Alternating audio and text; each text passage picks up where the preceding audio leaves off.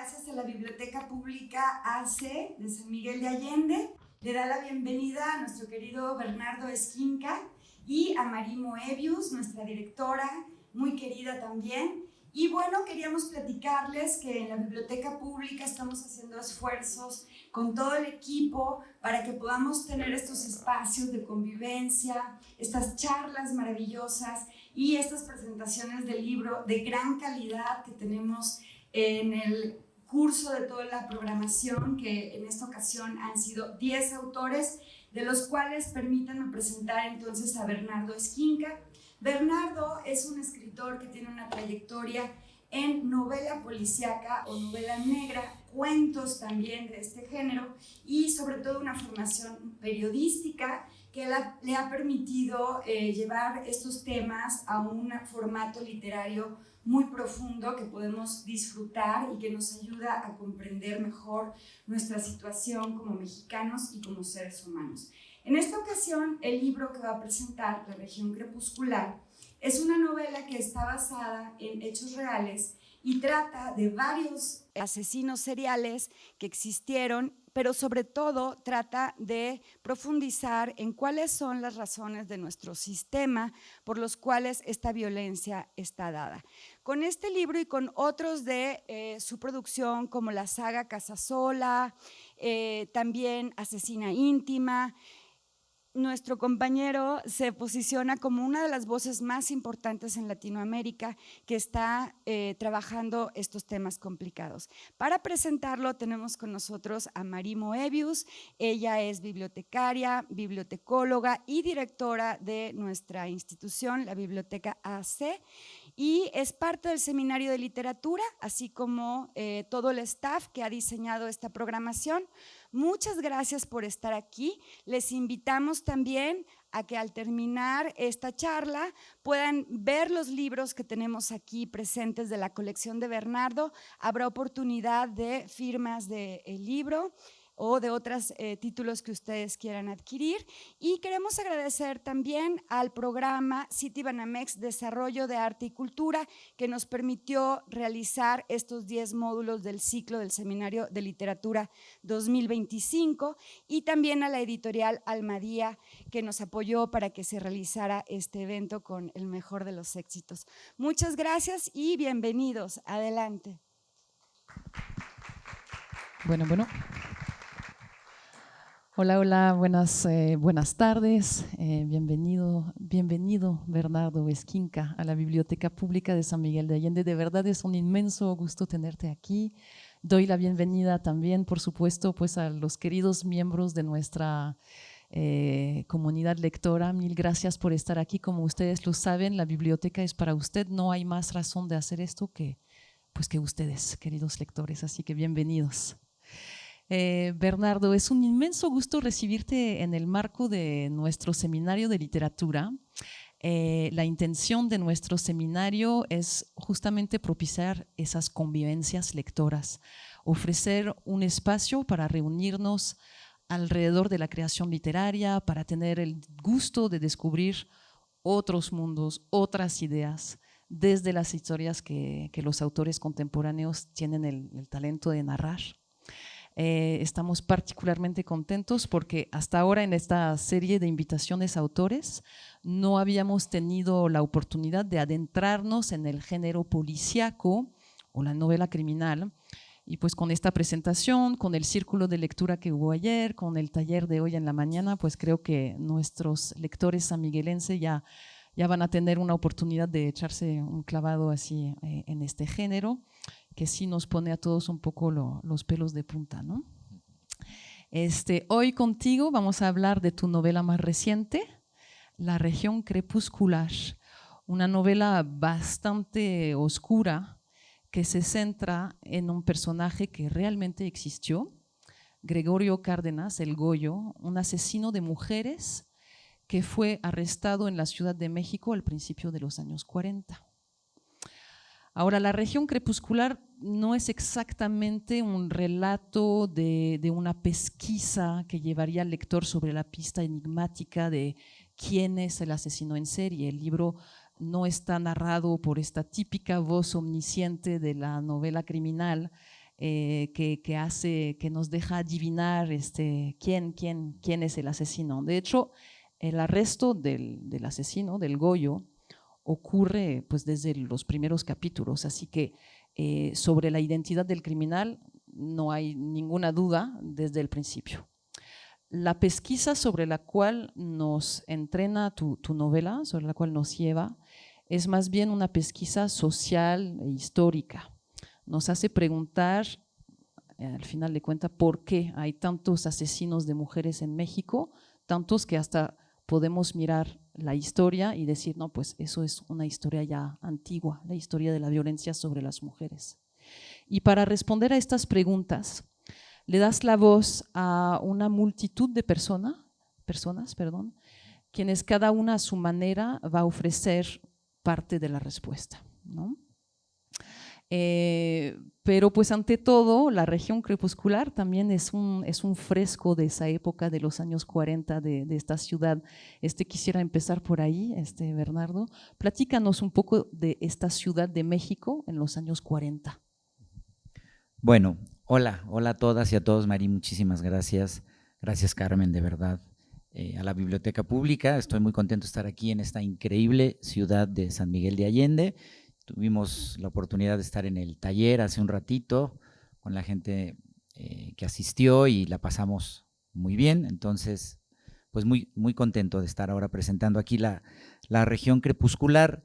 Y sí, bueno, está centrada en una parte en los años 40, otra parte ocurre en el presente, pero la parte de los años 40 es una ciudad que empezaba a nacer, la Ciudad de México como la conocemos hoy en día.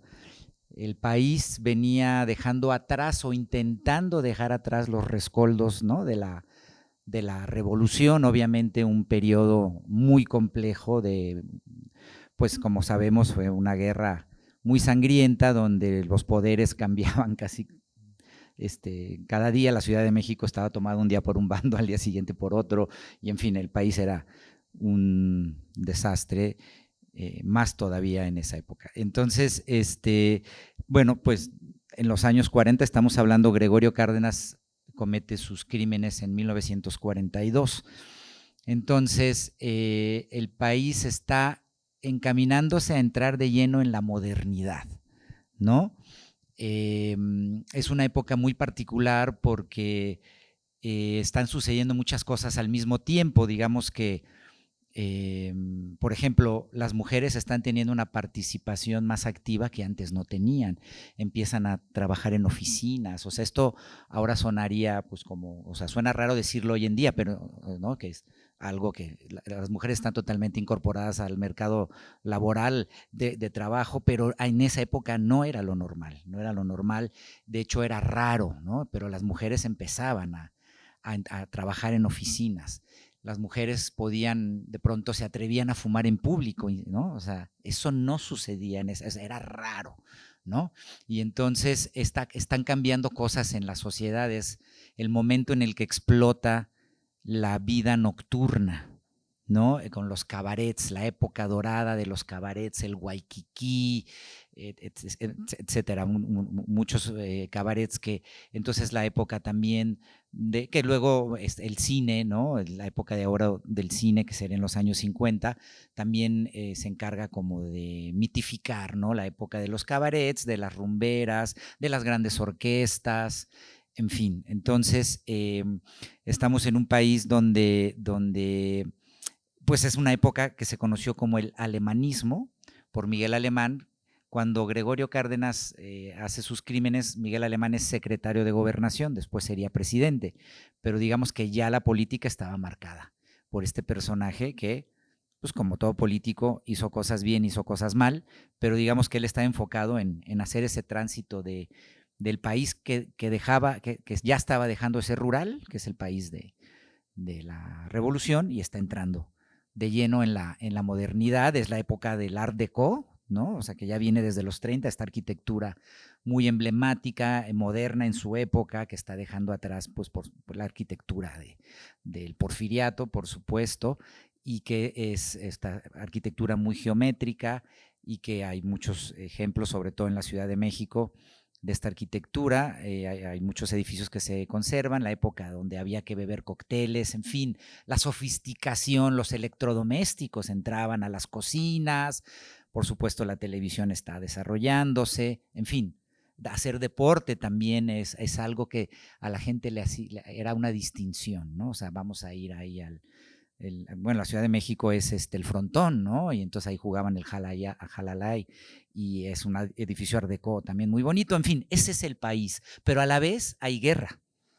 Está la Segunda Guerra Mundial, México le declara la guerra, entre comillas, a las potencias del eje. Digo entre comillas porque pues, la participación de México fue mandar al Escuadrón 201, que por desgracia creo que no sobrevivieron muchos de ahí, y ya no pasó gran cosa, pero México entra en guerra, entonces por lo tanto había paranoia de que la Ciudad de México fuera bombardeada. Entonces se decretaban por ley a las 8 de la noche los obscurecimientos, y todo mundo debía apagar sus luces para que la ciudad no fuera visible a las posibles aviones que fueran a bombardear la ciudad. Entonces imagínense este clima en donde de pronto la ciudad se muere, todo está oscuro, y en esa atmósfera Gregorio Cárdenas en su automóvil Ford andaba patrullando las calles en busca de sus víctimas. Esa es más o menos la ciudad donde transcurre en una parte de la novela. Sí, una ciudad que emerge ahí de las diferentes voces, ¿no? que ofreces en este libro. Efectivamente, hay uno de los personajes, uno de los protagonistas, José Agosta Suárez. Él es el investigador, ¿no? que va a arrestar al Goyo. Y muy al principio tiene una reflexión que de verdad a mí me dio escalofríos. Dice así: miro por la ventana de la comandancia, la noche cae sobre la ciudad. Imagino la urbe en llamas, centenares de cuerpos calcinados.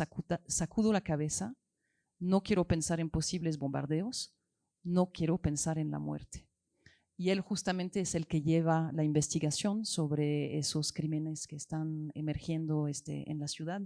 Y reflexiona, pues obviamente esa paranoia está muy presente, pero también pues llega esta disonancia cognitiva, ¿no?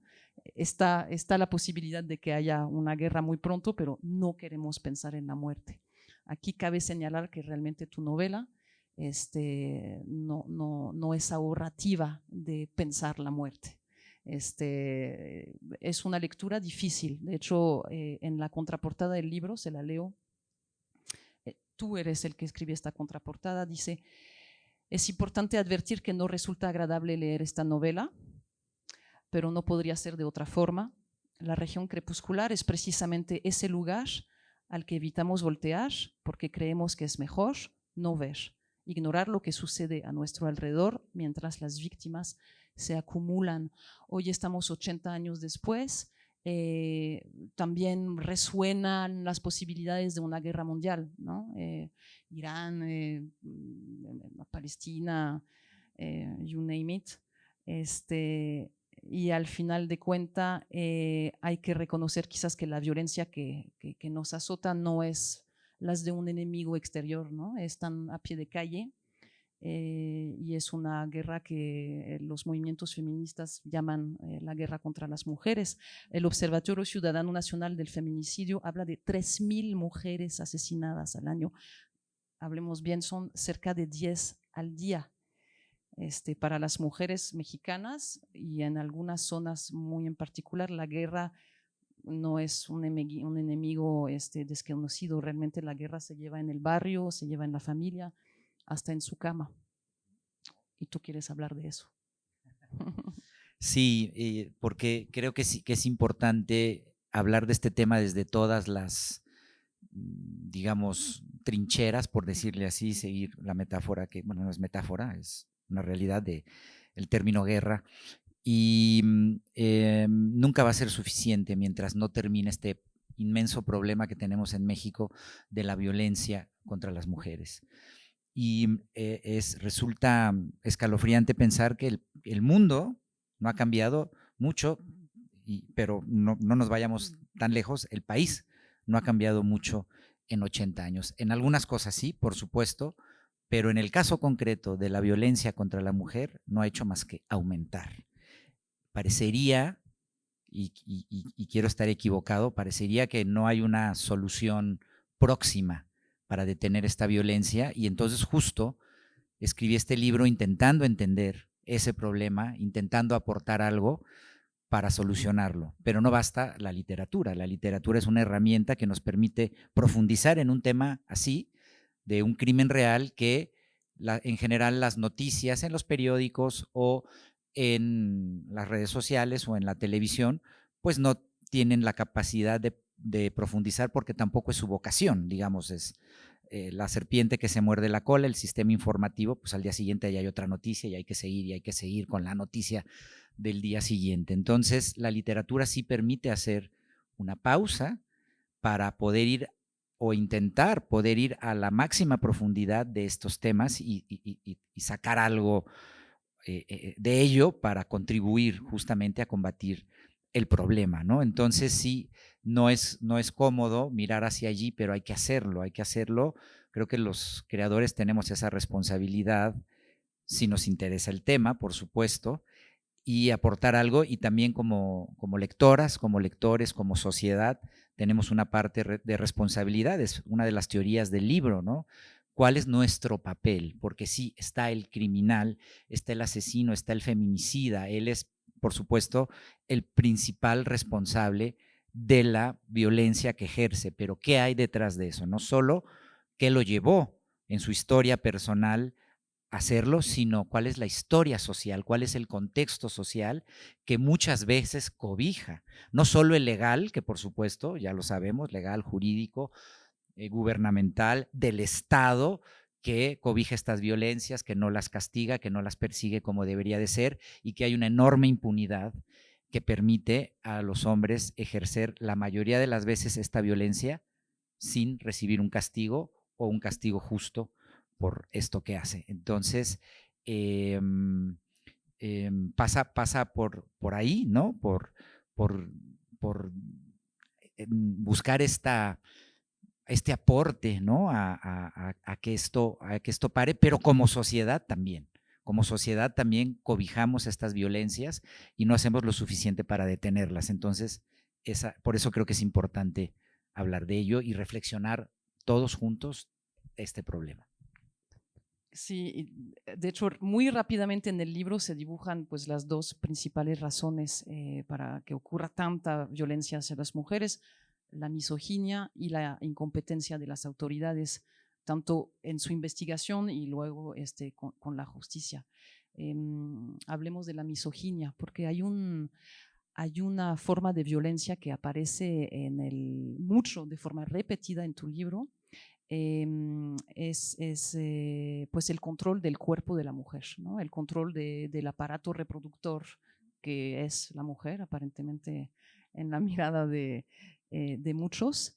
Y hay una voz tremenda en tu libro, es Amada San Juan. Ella es una empleada doméstica y son varios pequeños capítulos en los cuales ella pareciera que está escribiendo su propio diario.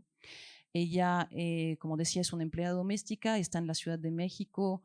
La verdad es que su vida no vale mucho, ¿no? O sea, ella apenas recibió la educación mínima para saber leer, es indígena, vive puerta adentro, no tiene nadie quien la proteja realmente. Y el patrón de la casa la viola de forma repetida a ella y a las demás empleadas de la casa. Y pues ella, como todas las demás, tiene que esconder el embarazo fruto de esta violación para guardar su trabajo, ¿no? Y luego matar a su bebé. Esta violencia, esta locura, ¿no? Lo que hace cometer lo impensable, es una violencia de sociedad, ¿no? La que le impone a la mujer pues un solo papel reproductor. Les dije que no iba a ser muy agradable las ideas que vamos a desarrollar, pero este aborto clandestino es central en tu novela. Se repite en varias voces. También está esta señora casada que no logra embarazarse Y luego está esta figura de una tal Danielle, una francesa. En fin, no quiero desvelar toda la historia, pero la cuestión del aborto parece efectivamente central en cómo llega la violencia a la mujer. ¿Tú cómo llegaste? Bueno, además eres hombre. ¿Cómo llegaste a esta evidencia? Sí, bueno, parte de la investigación tenía que ver con eso, ¿no? Para yo poder recrear esta época tenía que entenderla y entender qué sucedía exactamente. Entonces, bueno, pues me puse a leer, ¿no? Bastante, lo más que pude de la época en general, y una de las cosas que vi a través de investigadoras, mujeres que han publicado libros con este enfoque feminista de entender qué pasaba con las mujeres socialmente en esta época, en los años 40 en específico, ¿no? Encontré un par de libros que cito ahí en la nota final, que me fueron de mucha utilidad, entre otros, y justamente a mí lo que me impactó mucho es entender que a las mujeres, sigue pasando, ¿no? Pero digamos, estamos hablando de esta época en específico, en la que la mujer era orillada a cometer crímenes. En parte tú ya lo has explicado bastante bien, pero sí la mujer tenía que cumplir un papel que se le asignaba, que era,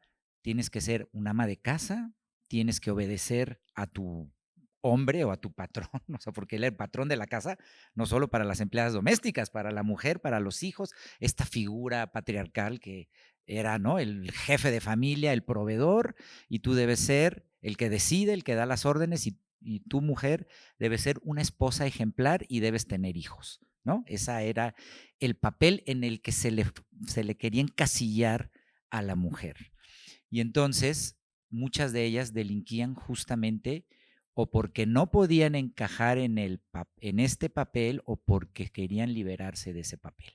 Y es algo que pues era y es pensarlo con la distancia sumamente dramático, ¿no? Y muchas de las historias que yo paso por el tamiz de la ficción, pero vienen de esta investigación y de los casos que estas académicas investigadoras pusieron, y yo hice pues como una síntesis en este personaje de Amada San Juan. Y no es casualidad el nombre, es una ironía, ¿no? Y ella lo dice, ¿no? He sido todo menos amada, ¿no? Y entonces, claro, esto pasaba. Había mujeres que no podían embarazarse y deseaban profundamente ser madres porque tenían que cumplir ese papel, y entonces robaban hijos. Eso era algo que pasaba muchísimo, el robo de infantes. O tenían el hijo fuera del matrimonio, se embarazaban pues fuera del matrimonio, y eso estaba, o más que fuera del matrimonio, solteras. Era penadísimo. Y entonces tenían que recurrir, sale la partera Felicita Sánchez Neira, que luego fue real y fue llamada la ogresa de la Roma porque ella era esta partera clandestina y se deshacía de los fetos en el drenaje. Entonces, pues estaban cometiendo abortos clandestinos, entonces pues, también delinquiendo porque apenas se legalizó el aborto, tiene muy poco en ciertos lugares y no en todo el país, ¿no? Es algo que de verdad es, desde mi punto de vista, un atraso increíble. Y entonces, ¿qué más pasaba? Las mujeres también, por encajar en el papel o por la tensión de no puedo cumplir con esto, entonces ya dijimos, o se robaban bebés, o las que se embarazaban y le iban a perder el trabajo porque las iban a correr, entonces se deshacían de sus hijos. Entonces, para mí era muy importante mostrar este contexto social donde todo el aparato conspiraba y sigue todavía, a pesar de los progresos y todo, conspirando para el mensaje. Tú decías, ¿no? O sea, que hablemos de la misoginia. El mensaje básicamente era, y sigue siendo, no eres dueña de tu cuerpo. Tu cuerpo pertenece al sistema de hombres o al sistema patriarcal. Y entonces no puedes abortar, no, si tienes que embarazarte, tienes que ser mamá, yo te puedo violar, etcétera, ¿no? O sea, yo soy tu patrón, te violo, y si eres mi esposa también sucedía y sucede. Muchos maridos violan a sus mujeres. Cuando la mujer no quiere tener sexo, pues, ¿cómo que no me cumples, no? Entonces, alguna vez me preguntaron, también hablando de este libro, que la violencia hacia las mujeres, digamos, hay una violencia, digamos, prototípica en el mundo, pero también en cada país se expresa de manera distinta. ¿Cómo era la violencia o el sello de la violencia hacia la mujer en México? Que es una pregunta que es muy compleja, pero no fácil de responder, pero creo que lo que he contestado, y cierro con esto la respuesta a tu pregunta, creo que la violencia se expresa particularmente en México ante una imposibilidad de aceptar un no del hombre, de la mujer. No me puedes decir que no.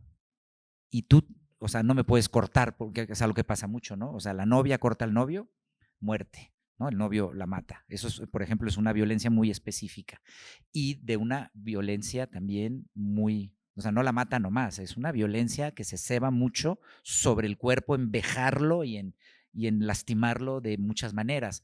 O, por ejemplo, los proxenetas o los padrotes que tienen la trata de mujeres, el documental de Netflix de El Portal, que era Solo Divas, lo retrata muy bien, este sistema donde primero se engaña a la mujer, que viene un trabajo, no existe ese trabajo, se les quita todas las identificaciones y las obligan a prostituirse. Si osan salirse de ahí, la venganza es brutal. No solo es la muerte, es como mandar el mensaje de tu cuerpo me pertenece, y a todas las que se quieran salir de este sistema les va a pasar lo que le pasó a la que es exhibida con su cadáver lastimado de muchísimas maneras, ¿no? Entonces, esa es la misoginia en México, se expresa así. No me puedes decir que no, tú me perteneces, y si te sales de esto, vas a sufrir mucho. Pues sí, efectivamente, varias mujeres hablan en este libro desde su propia voz, y la verdad es que se siente muy fuerte, ¿no? Se siente muy real y es muy conmovedor.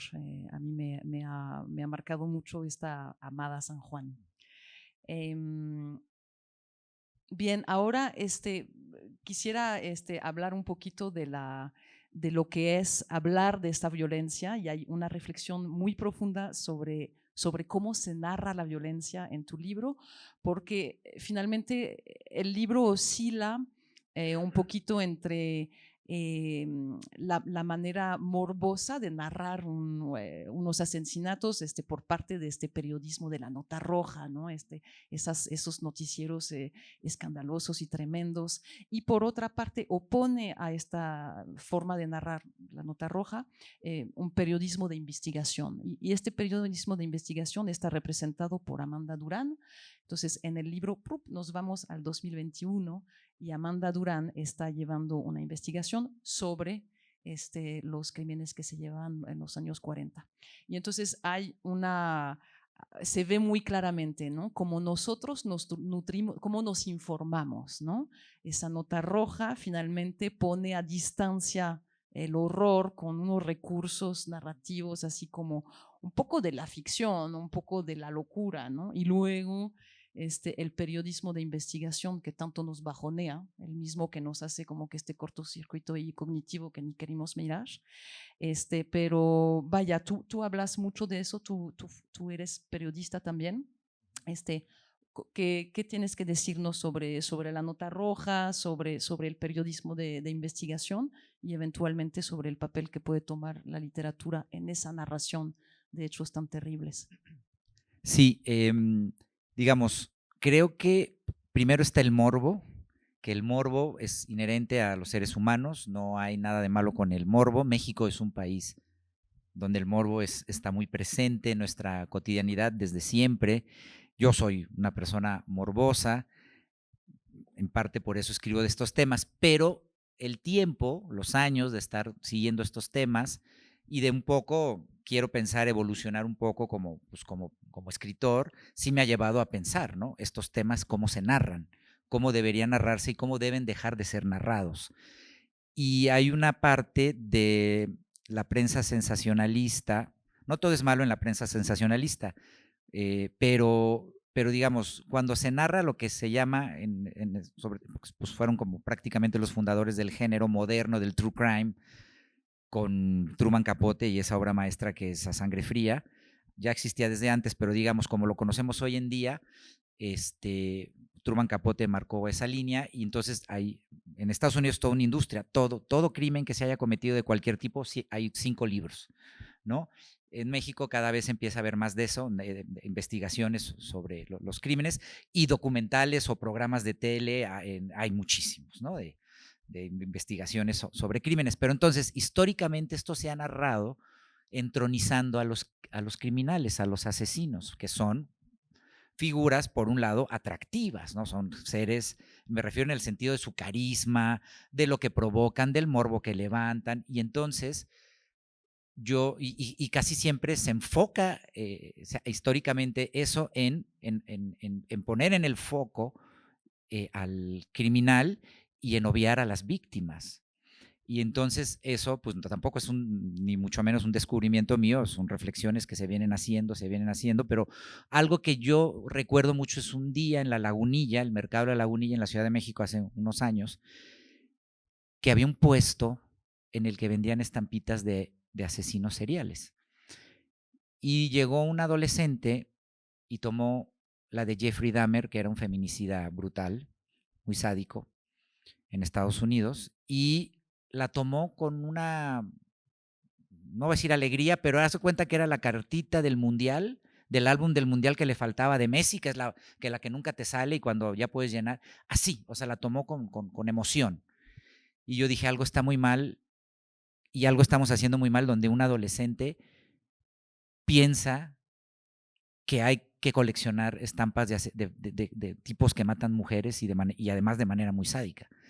Entonces, sí creo que o sea, parte de mi reflexión y de llegar a este libro y de plantearlo así como tú lo explicaste muy bien, es eso, ¿no? Es decir, tenemos que o sea, estos temas es importante hablarlos, pero ya con otro enfoque. O sea, no podemos obviar al feminicida porque esto gira en torno a las atrocidades que cometió, pero hay mucho más.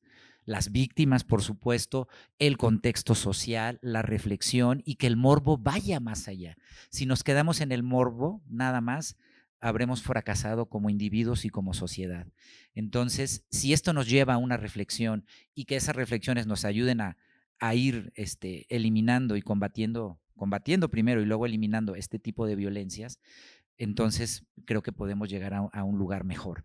Pero sí, por supuesto, el periodismo de investigación es una herramienta, los libros son una herramienta, porque también yo entiendo, la prensa no tiene tiempo para eso.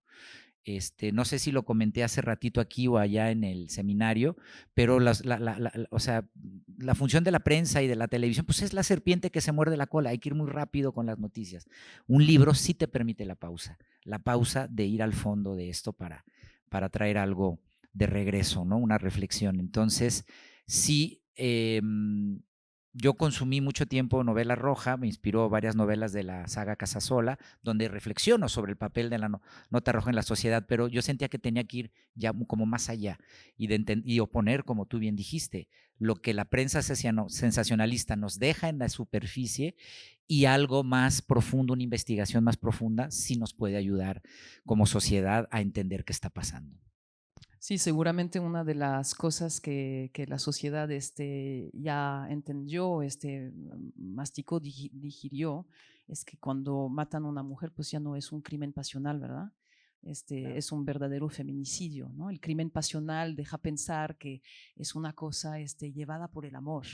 A ver, Claro, no hay amor cuando… No, por supuesto, y ¿no? lo dices muy bien y tomo tantito la palabra para… hay amigos que siempre que sale este tema me dicen, pero a los hombres también los matan y eso me hace enojar tanto y entonces hay que explicarles con manzanas que a los hombres no los matan por ser hombres, pero a las mujeres sí las matan por ser mujeres. Por eso está tipificado como feminicidio y es una violencia muy distinta. A un hombre lo pueden matar porque está de borracho en una cantina y se pelea o por lo que sea, porque no sé, en fin, podemos pensar, pero no por ser hombre. A las mujeres sí. por ser mujeres. En tu libro hay una escena en la cual dos policías encuentran un cuerpo de una mujer asesinada y como que están aliviados porque se ven que no hubo ningún tipo de robo sobre el cuerpo. Entonces, está bien, es un crimen pasional, como Claro. que se relajan. La investigación ya no tiene tanto lugar, no tiene que tener lugar porque pues es obvio, fue una historia de amor. Exacto. Qué locura, ¿no? Entonces, pues así oscilando desde la nota roja a una realidad muy cruda, también hay muchas oscilaciones entre la realidad y algunas cosas bastante sobrenaturales. Obviamente esos son temas que ocurren en tus otras novelas como Toda la sangre. Sí, sí, sí. Hay presencia de fantasmas, ¿no? Hay sesiones de espiritismos. ¿Por qué no te dejas convencer completamente por la realidad? ¿Por qué le pones una pizca de fantástico en tus relatos que son tan crudos, por otra parte? Me encanta, Mari, que lo digas así, me encanta. No me dejo, y te voy a robar la frase y la usaré de ahora en adelante. No me dejo convencer por la realidad porque no me gusta la realidad, justamente. Y entonces creo que hay una manera de explicarnos la realidad que es muy útil, no toda la realidad, pero una parte de la realidad, a través de la mirada oblicua de lo fantástico, ¿no? De lo sobrenatural, que algo tiene que decirnos también del mundo real, porque ¿qué es el mundo real? Nos podríamos debatir aquí 5 horas, ¿no? Pero bueno, entonces, pero también en un sentido más literal, es que es una deformación profesional mía, o sea, yo tengo una atracción hacia todo el tema sobrenatural desde niño y como escritor me he formado así, como alguien que entiende, como entendía Rulfo, por supuesto, o sea, este es un camino labrado desde mucho antes, que en México los fantasmas no es una cosa fantástica o sobrenatural, es costumbrismo. Convivimos con ellos de la manera más cotidiana y ya, pues ya no digamos que el Día de Muertos, pues nos comemos calaveritas de azúcar, nos burlamos de la muerte, cantamos, hacemos calaveras, poemas, estamos en los panteones bebiendo tequila y los muertos entran a nuestra casa y comen.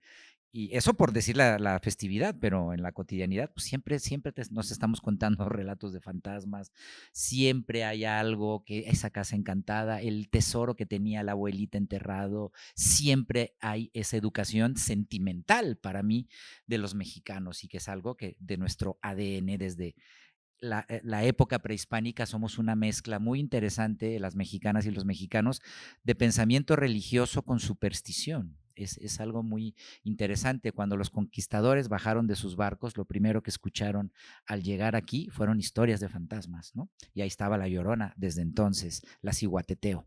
Entonces, pero bueno, aunque me centro en cosas reales, en este caso, los crímenes de Gregorio Cárdenas, o el libro anterior, que es parte como de esta colección, por decirlo así, o saga de asesinos seriales mexicanos, que es La Mataviejitas, se llama Asesina Íntima, el libro anterior a este, en cuanto a tema de crimen real, ambos en algún momento, o sea, está basado lo más real posible, hay ciertas recreaciones de cosas que no sabemos qué pudo haber pasado, pero ambos tienen sus momentos de pico de lo sobrenatural porque no lo puedo evitar, pero no solo por un gusto, sino porque sí siento que hay huecos que el mundo sobrenatural nos puede explicar.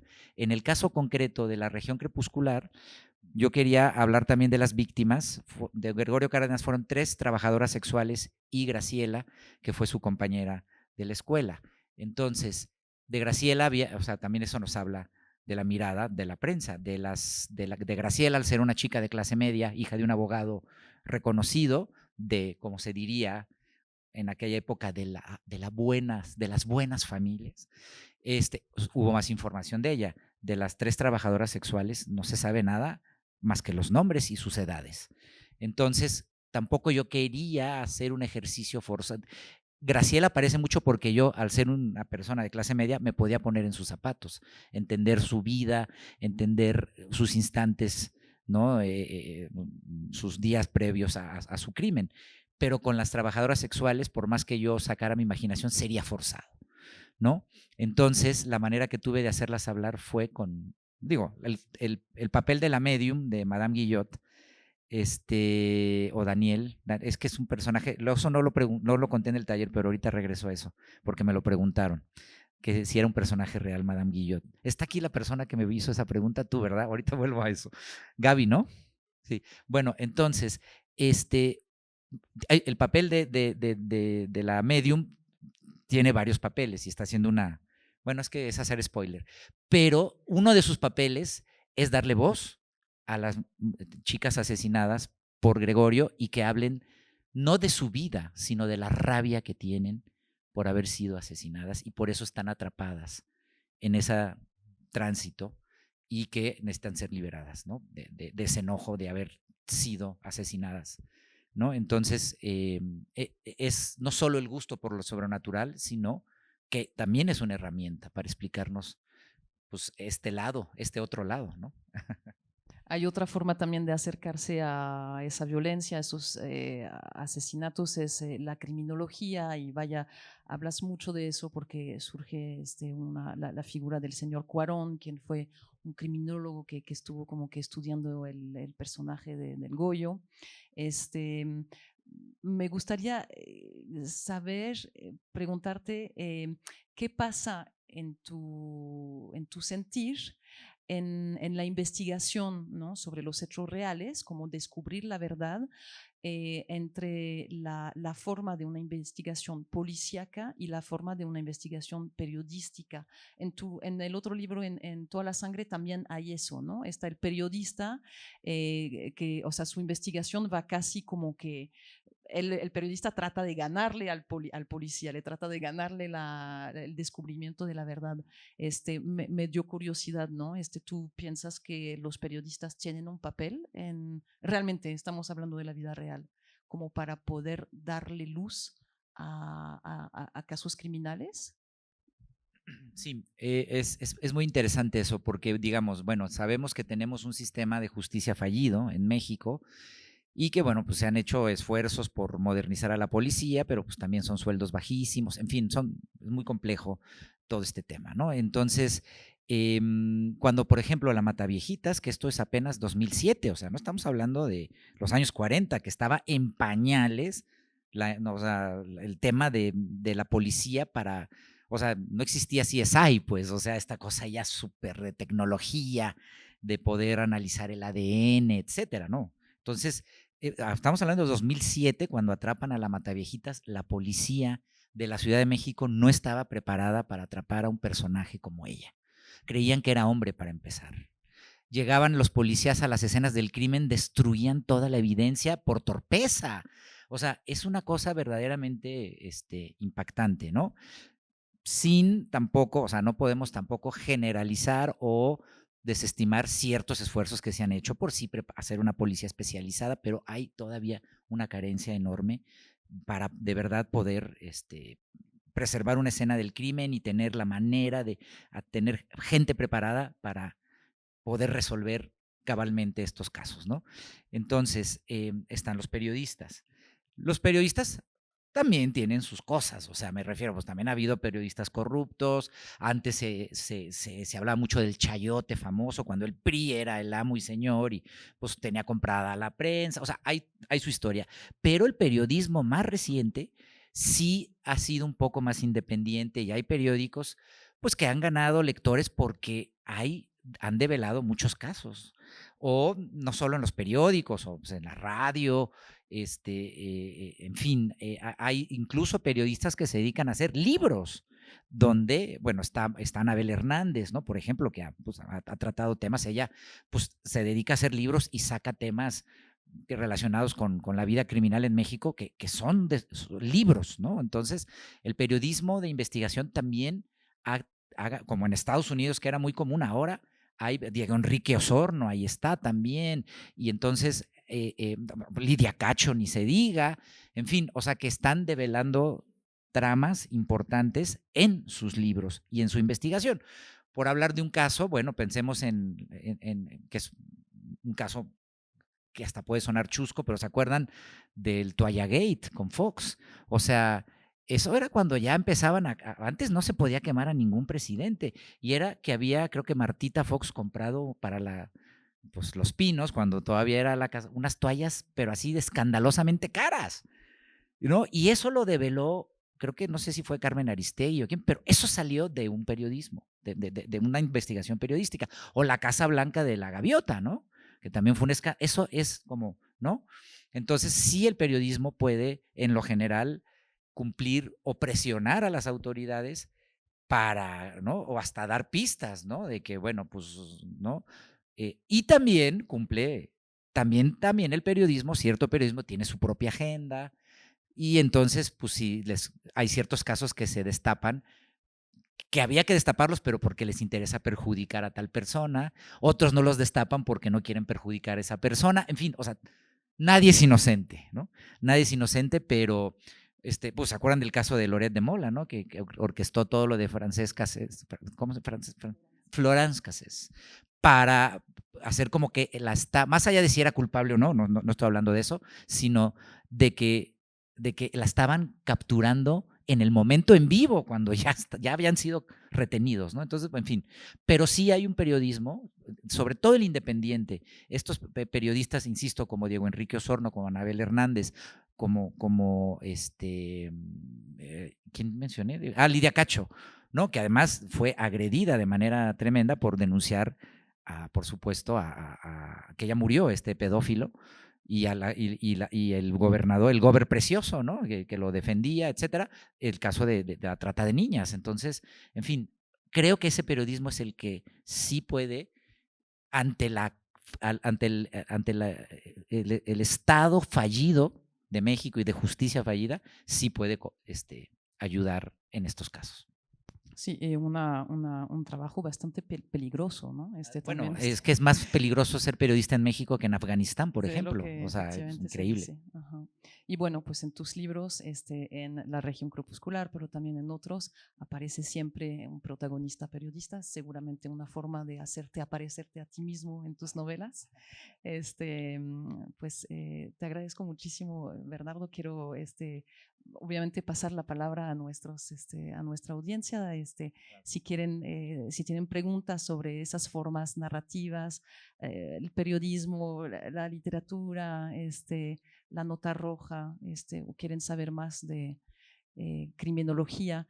Hay muchas cosas de las cuales no hemos hablado ahorita en escenario. Obviamente, el libro, a pesar de que sea finalmente bastante corto, tiene muchas formas de entrar en el tema de este asesino y en general de la violencia hacia la mujer.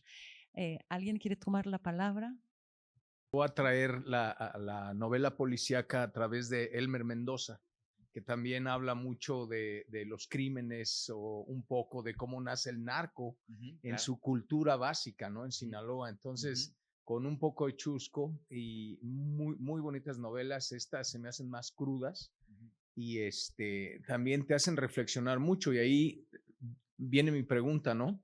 ¿Cuál crees que sea tú sociológicamente y psicológicamente la razón como hombres de ese constante ataque a las mujeres, si lo vemos así, en todos sentidos y actualmente, ¿no? Porque sigue existiendo, el machismo empieza a quedar atrás y sigue existiendo solo como algo que ya no sabemos tangiblemente qué es el machismo en realidad. Sin embargo, la violencia entre las mujeres, como lo acaban de decir, existe. ¿Qué hay detrás de eso sociológica y psicológicamente?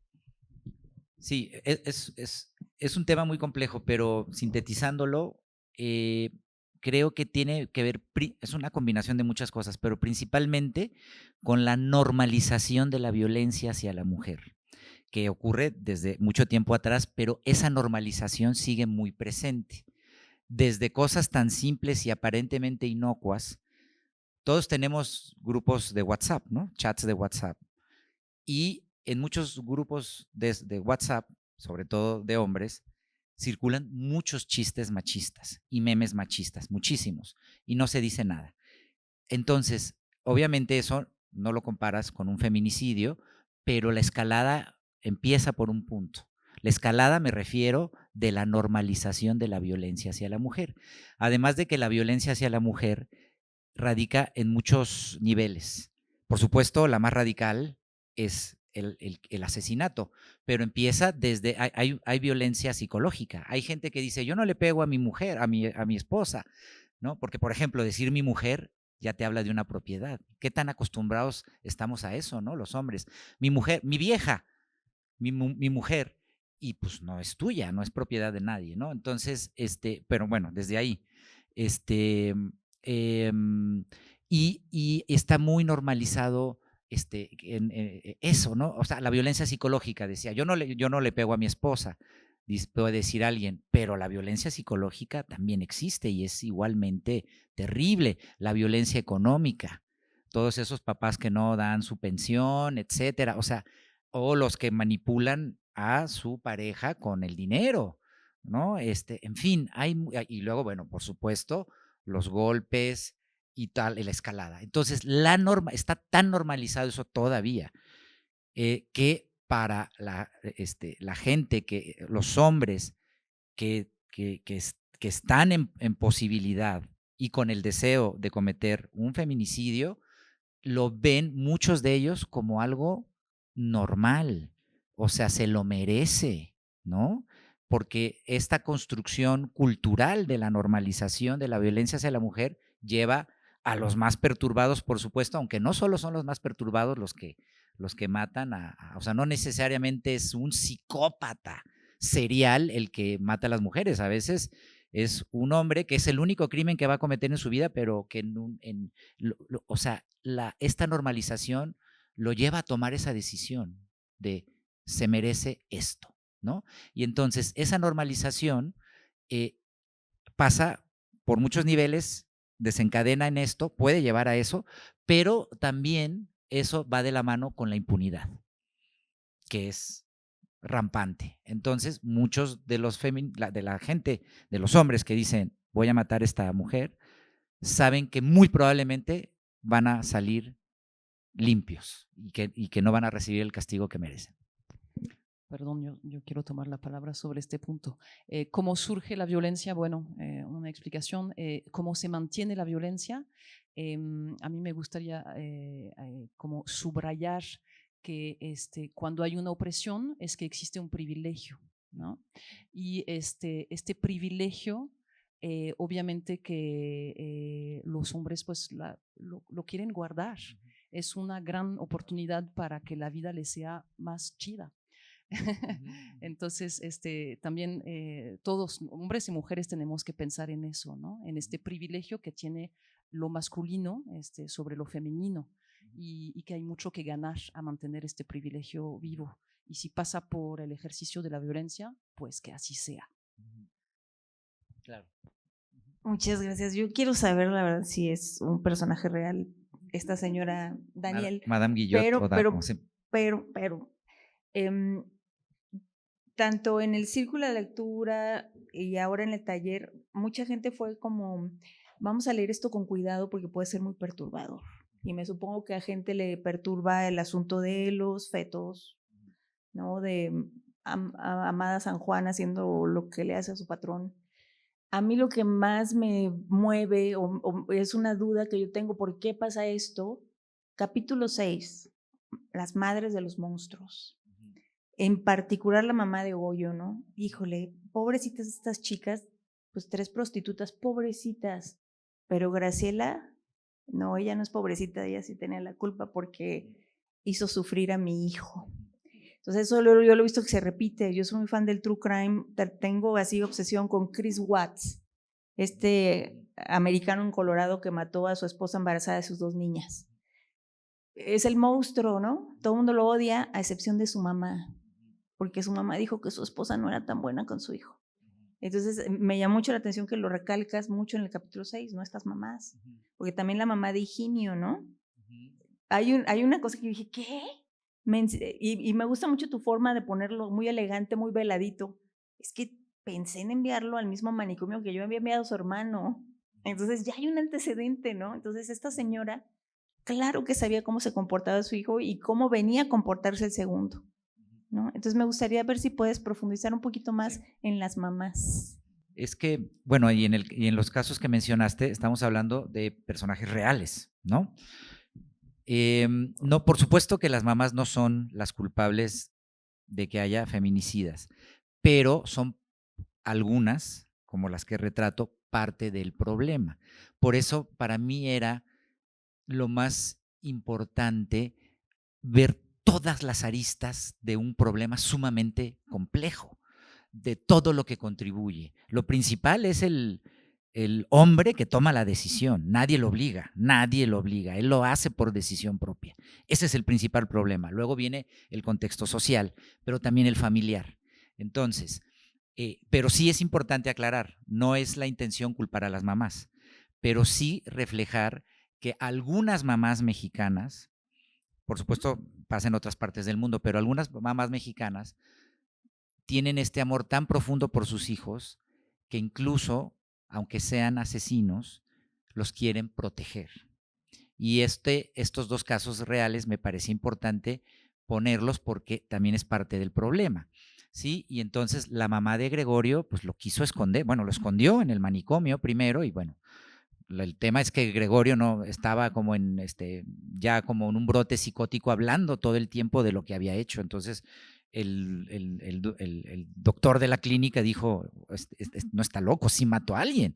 Entonces le llama a la policía, ¿no? Entonces, pero pues si no, a lo mejor quién sabe cuándo lo hubieran agarrado, ¿no? O la mamá de Higinio, o sea, la mamá de Higinio sabía que Higinio primero mata a un militar en un incidente de tráfico, le dispara.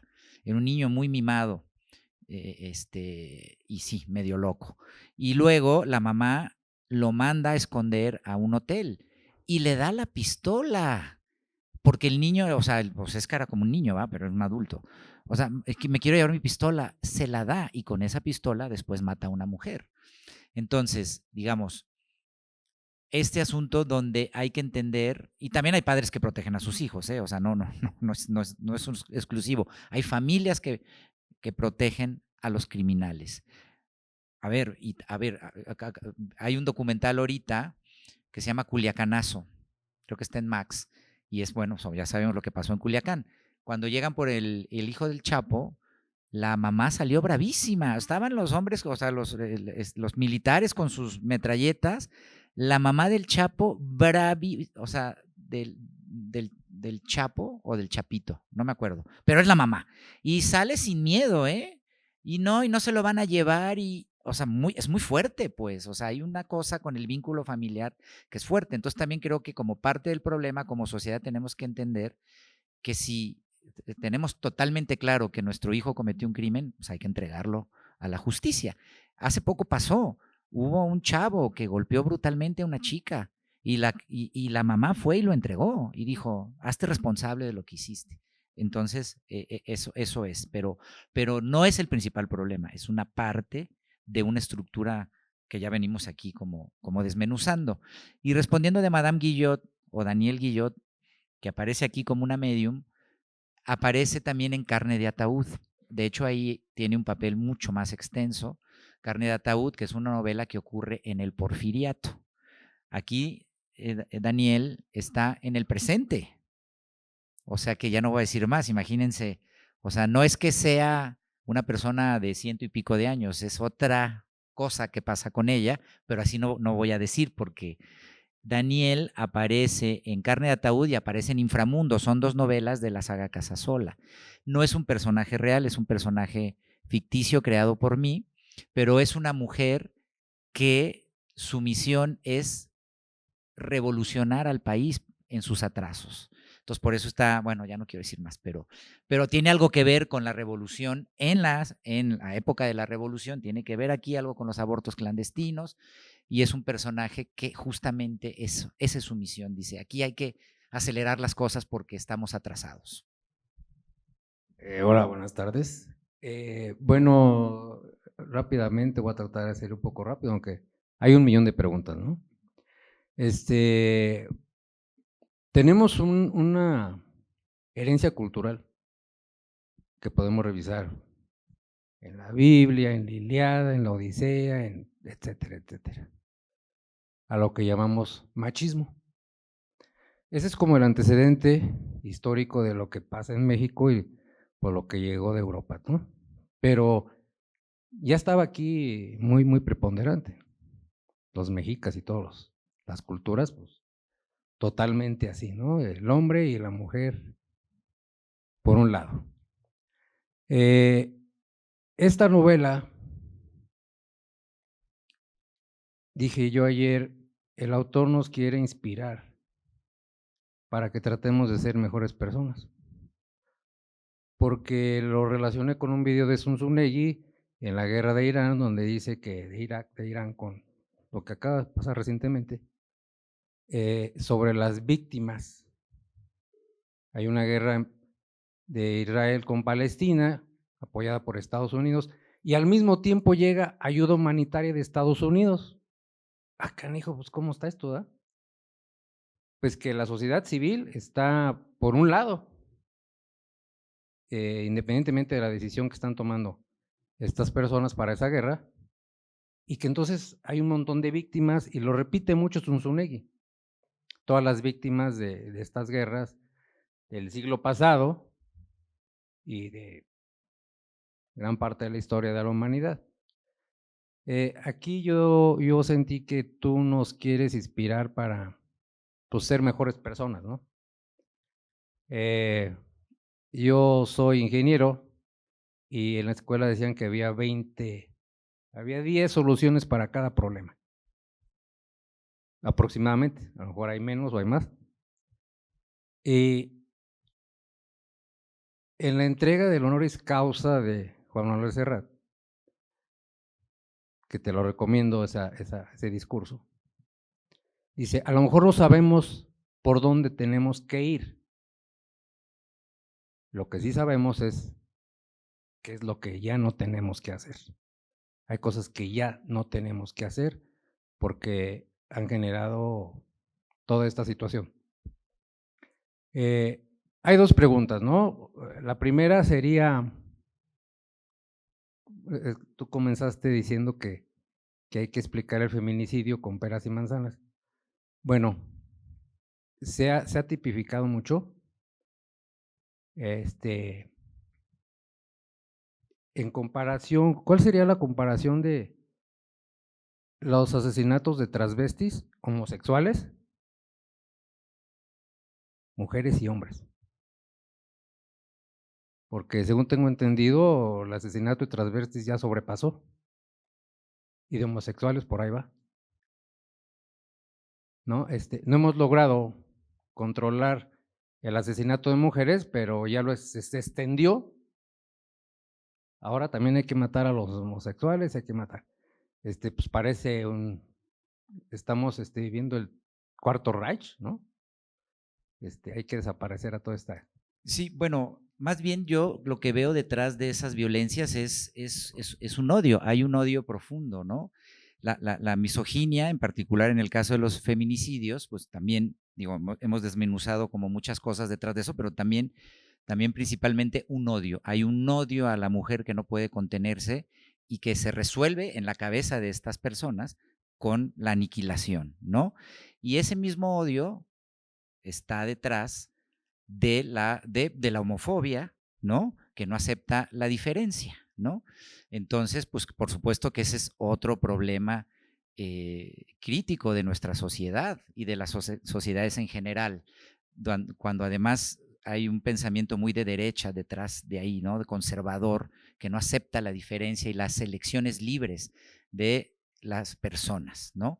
Entonces, los más radicales en cuanto a no aceptar esas diferencias, las resuelven así, con la aniquilación, ¿no? Entonces hay un odio y una incomprensión detrás, entre muchas otras cosas, por supuesto, detrás de las personas que deciden aniquilar a un ser humano que no es, con el que no están de acuerdo o al que odian, sea una mujer, sea una mujer trans, o sea un gay, etcétera. Son crímenes de odio no solo de odio, o sea, ya hablamos de muchas cosas que hay detrás culturalmente, etcétera, pero hay eso. Entonces, más que diferenciarlos, etcétera, es parte de un mismo problema. Cada uno tiene sus particularidades, pero detrás de eso yo veo este odio a no aceptar al otro y una incapacidad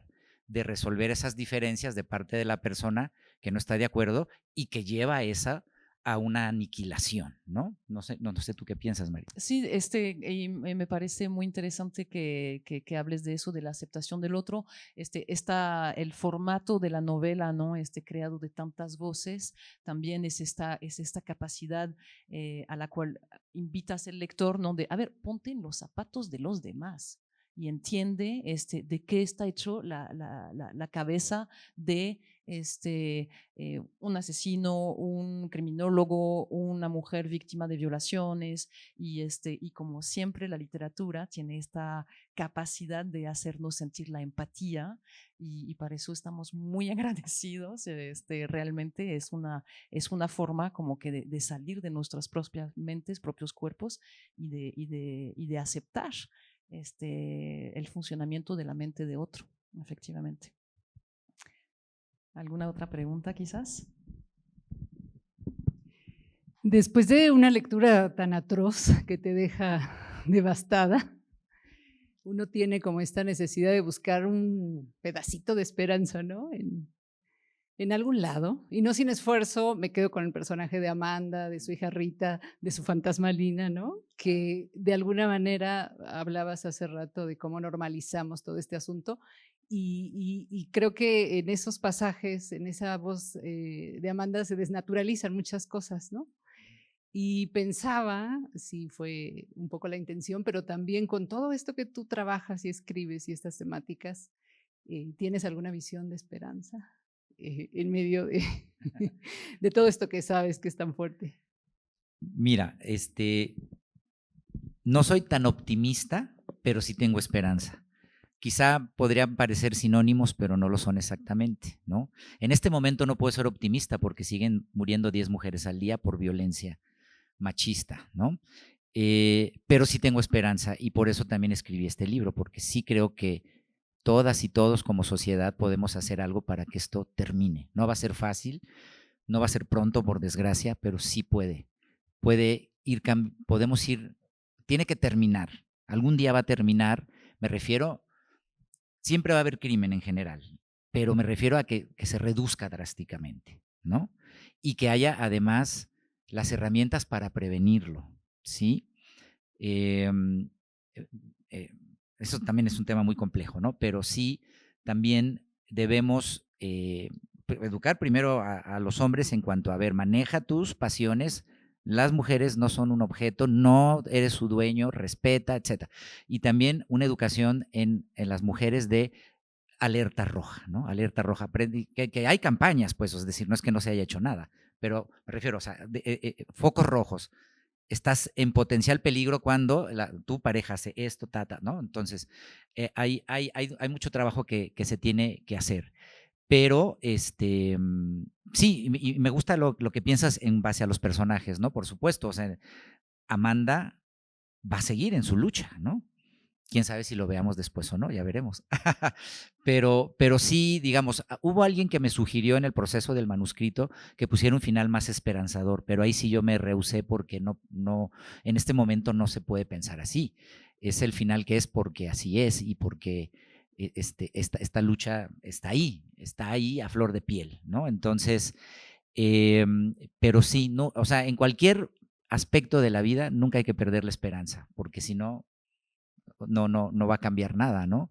Y sí, hay cosas que no permiten ser optimistas, pero hay que luchar siempre, siempre en cualquier aspecto de la vida, así sea el más sencillo hasta el más complejo, luchar. Y siempre la lucha de cualquier aspecto de nuestra vida va a traer una recompensa, siempre. Como nota, sí, en el hermoso diseño de la editorial Almadía, hay una solapa y se puede desprender un pequeño separador y lo que dice es, el mundo solo puede empeorar. Así que no sé.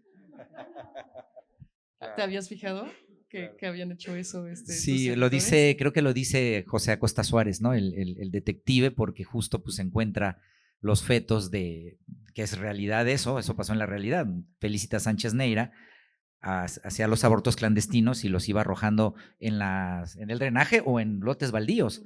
Y entonces se encuentra uno, José Acosta Suárez, y sí, pues dices que esto solo va a empeorar. Es que todo esto está ligado para mí en esa época, o sea, los abortos, Gregorio Cárdenas, etcétera. Entonces era como la premonición de lo que venía, que iba a ser, pues no peor porque no son competencias, pues, pero que venía más nubarrones y que era los feminicidios de Gregorio Cárdenas.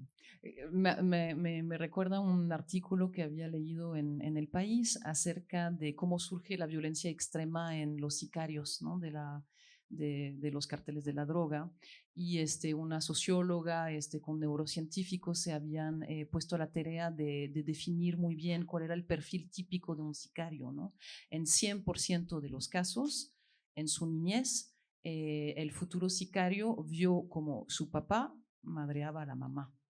Entonces, yo sí encuentro algo de esperanza quizás en una tipificación científica, ¿no? Entonces, miremos así con un ojo científico, con un ojo realmente como objetivo, y entendamos cuáles son las cosas que realmente podrían ser retiradas del sistema. Pues si los papás dejan de pegar a las mamás, aparentemente vamos a estar todo mucho mejor.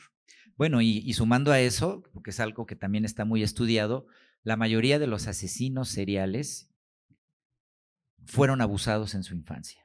Entonces, es este círculo atroz de la víctima que se convierte en victimario. No todos, pero sí la gran mayoría fueron abusados en su hogar y entonces crecen con esto y de grandes replican esa, como los sicarios que mencionas, replican esa violencia que vieron. Entonces, claro, una parte importante de combatir este problema es en las familias, no únicamente ahí, porque también hay asesinos que van, o sea, no actúan directamente o violentadores que no actúan directamente en el núcleo familiar, pero muchos sí.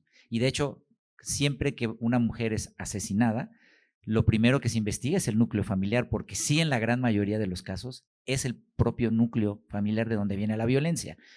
Y hay otros casos que no, pero sí es muy interesante cómo también desde la misma sociedad es donde directamente, educando mejor a los hijos, tratándolos mejor, mucho de esto se va a solucionar.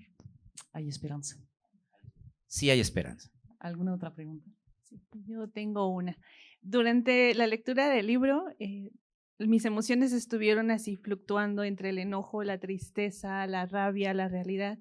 Y me preguntaba, ¿qué pasa en la mente de Bernardo Esquinca, en las emociones, en sus pensamientos, en sus sentimientos, al momento de investigar, de leer datos, de ver cifras y al momento de escribir? ¿Qué pasa? No es fácil, sí, no es fácil, pero sí estoy convencido de que hay que hacerlo, ¿no? Y o sea, por ejemplo, cuando estaba en la parte del Estado de México, ¿no? Que son casos muy recientes, como el de esta niña que desaparece en el transporte público en los ojos de su papá, que él iba en la bicicleta, y estos casos que requiero, pues es algo que es más impactante porque además, pues yo me acuerdo justo cuando salió la noticia, ¿no? Entonces, y bueno, pues te tienes que poner a leer para contarlo, ¿no? De la mejor manera posible. Y sí, lo que recuerdo es que pues por esos días sí no dormía bien, ¿no? O sea, que además pues es el menor de los problemas, pero sí, o sea, sí tienes que sumergirte en esto para poderlo contar con la mayor honestidad posible. Y entonces, pues sí hay inquietud en uno, pero no, o sea, no me voy a quejar cuando lo que está pasando detrás de esto, pues eso sí, o sea, las familias ya no digamos solo las víctimas, por supuesto, sino hay deudos también. Y las familias de las víctimas, ellos sí no pueden dormir, ¿no? Entonces, no me quejo para nada, pero pues claro que sí hay una afectación en mi estado anímico, y después de terminar un libro como este, pues sí quedas un tanto drenado, pero satisfecho al menos de contribuir o buscar contribuir para esto, ¿no? Y y que sí estoy convencido sobre todo de que son temas difíciles, pero hay que hacerlo, ¿no? Entonces, pero soy el menos afectado, eso sí te lo digo, entonces no hay queja. Buenas tardes. Quisiera plantearte una pregunta y es la siguiente. ¿Cómo, cómo describirías el faro de tu mirada a través de alumbrar el velo que en esta sala se ha contado en sus diferentes dimensiones? Gracias. ¿Cómo el faro de mi mirada? De tu mirada a partir de alumbrar ese velo que en esta sala se ha contado en sus diferentes dimensiones. Sí, sí. Bueno, pues sí, la mirada no es la misma, ¿no? Está relacionado justo con la pregunta anterior, ¿no? O sea, también estos temas no solo los hago para los demás, obviamente, lo hago también para mí, para yo entenderlos, por ejemplo, el libro anterior, el de la Mataviejitas, Storytel son los que me pidieron hacerlo, que es esta compañía de audiolibros, me dijeron, proponos 5 y escogemos, y yo propuse el tema de la Mataviejitas porque justo yo en su momento no lo había investigado bien, y yo mismo quería entenderlo. Yo mismo quería entender por qué alguien que era una mamá ejemplar, sí, porque lo era, lo primero que hizo cuando la detuvieron fue pedir un teléfono para que alguien recogiera a sus hijos de la escuela. ¿Por qué alguien que era una madre ejemplar también fue capaz de ejercer una violencia tan particular contra las abuelitas, ¿no? Entonces, entonces después de estos libros, de estos 2 libros en concreto, pues claro que mi mirada no es la misma, no es la misma, es una mirada que pues es eso, ¿no? Lo hablábamos, no es optimista, pero sí tiene esperanza, ¿no? Y sobre todo, pues que no, o sea, convencida de seguir con esto, ¿no? De seguir mirando ahí, porque alguien tiene que mirar ahí. Y bueno, pero te digo, no, a veces esa mirada no tiene esperanza y a veces esa mirada se entristece, ¿no? Se preocupa, porque hay muchas mujeres en mi familia también. Entonces, pero también es más valiente. Bueno, es una manera de decirlo, sí, pero también cada vez más valiente porque hay que, o sea, por el pensamiento de que se puede contribuir, ¿no? Pues muchísimas gracias, Bernardo. Creo que ya hemos platicado muy bien de este libro, de todos sus temas. Ahora quizás es el momento de recibir la firma del libro, los que lo adquirieron. Ahora Bernardo lo va a firmar. Les quiero comentar, queridos lectores de la biblioteca, que toda la bibliografía de Bernardo ya forma parte del acervo de la biblioteca. Eso es obviamente gracias al apoyo que recibimos por parte de DAX y Citibanamex. Entonces, buena noticia, hay nuevos libros en la biblioteca de San Miguel de Allende. Aprovechenlo, saquen su membresía. Mil gracias. Yo agradecerte a ti, María, he platicado muy bien contigo, me ha encantado la plática, aunque son temas difíciles, pero ha sido una charla que he disfrutado mucho, te agradezco muchísimo, y a todas y a todos ustedes, a la biblioteca, por supuesto, y los que quieran, por supuesto, nos vemos en la firma y nos vemos en la siguiente ocasión que venga, cuando me inviten. Yo encantado. Sí, te volveremos a invitar, claro. Mil gracias. También quiero agradecer de nuevamente a la editorial Almadía, las dos Arianas, Ariana Aquino y Ariana González, quienes nos pusieron en contacto contigo. Vamos a regalarte un pequeño premio, el que siempre ofrecemos a nuestros autores invitados, para que te vayas con un recuerdo de la biblioteca de nuestro seminario. Sí. Y mira, el tote bag para que te puedas llevar este pequeño personaje es el pequeño gran lector, hecho por un artesano aquí local de San Miguel. Así te quedarás con un recuerdo nuestro. Fue un gustazo tenerte aquí. Mil gracias, Bernardo.